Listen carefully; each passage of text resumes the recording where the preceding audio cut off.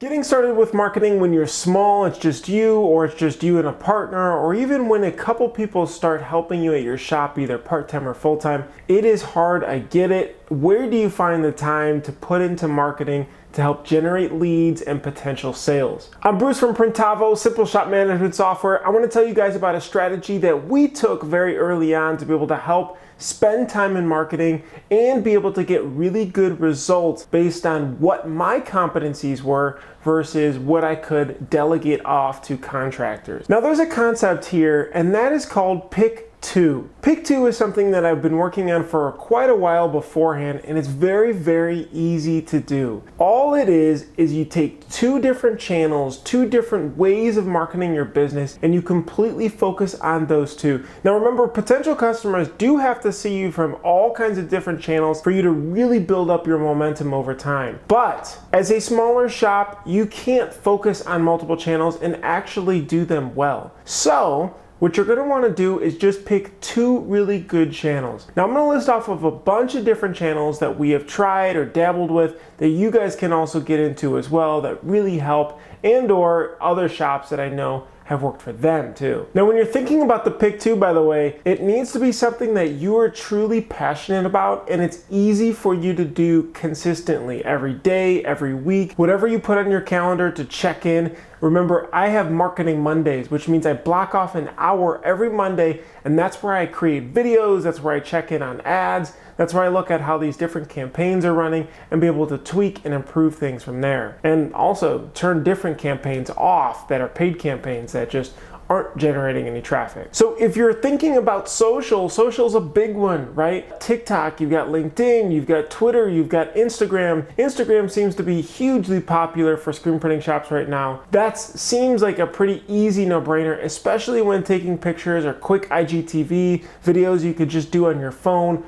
talking about really cool jobs you're doing, interesting things that your customers would find helpful, like educational content that you can send out. And plus, you can always take those and your sales team or you can be able to link to it and be able to send it off to a customer. So if you have a job asking for baseball tees and you're trying to close and you ran a similar job a couple months ago, it's great to be able to link off from Instagram or link from a video of you printing those or them as the final product and to be able to send to them as well. So it creates that legitimacy and that social proof aspect. Social proof, by the way, hugely influential in helping convert more quotes to invoices because people feel like they're a part of the group. You look bigger than you are, and you're able to convert a few more jobs to those every single month. So you've got social, that's one huge area. Highly recommend picking Instagram as one of your two marketing channels. And diving in further into the video side is you could get deep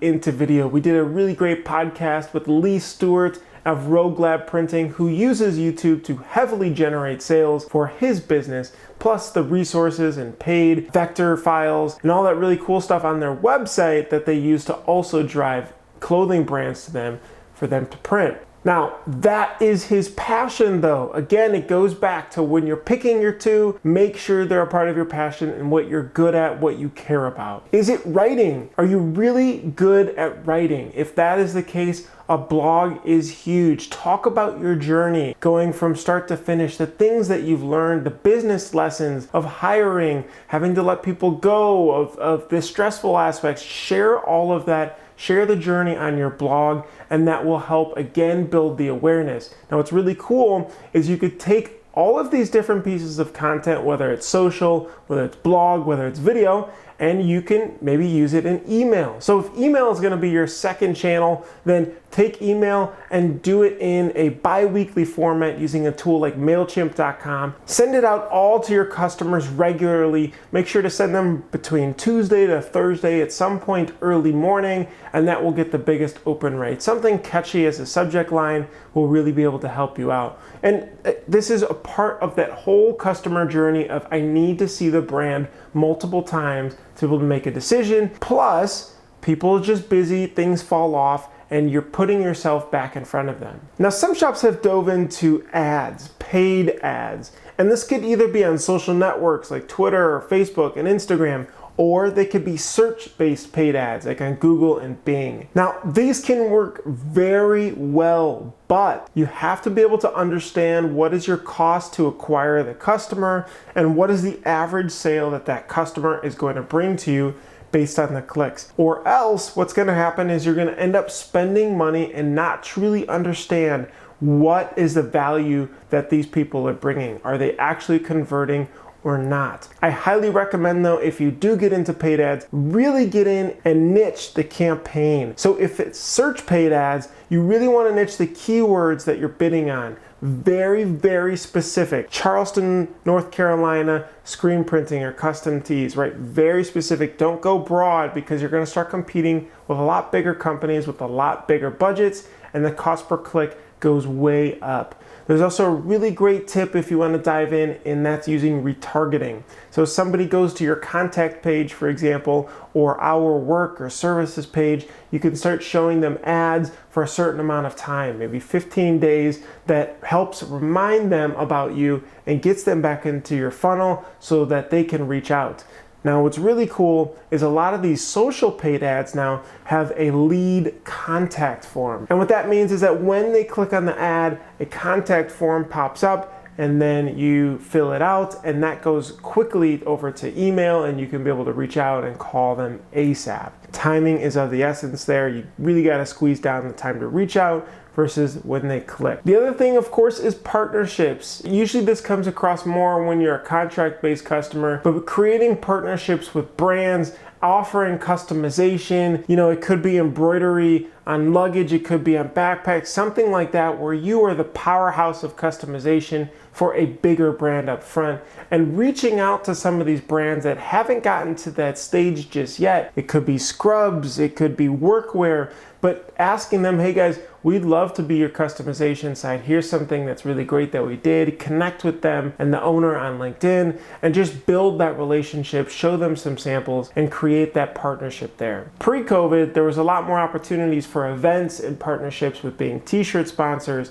and just being physically there and showing people and making that connection. But we got to get smart. And so how are we going to make that work? And how are we going to brainstorm? So the customers that are coming to you, or maybe the new trend of brands or e-commerce or certain industries or sectors that are buying more, reach out to them and ask them more about how we can partner and work together. Further, is there any virtual events or anything that we can be able to help create community with your employees, with your customers, to really be able to push your vision forward? So these are some of the marketing channels. Again, it gets overwhelming, especially when you're small and you're getting started. But let me explain again. Pick two that you can get going with, do it regularly, put it in your calendar for a time to block off. You will not be bothered. You will not do anything else other than focus in on this every, call it Monday, Wednesday, and Friday, or every Monday or every Tuesday, whatever dates you feel like are the best to just walk in and add value to your business. Really excited about this topic. If you have any tricks, tips, or things that you've learned, drop a comment. Don't forget to subscribe and share this with a friend that could find it helpful too. Thank you guys.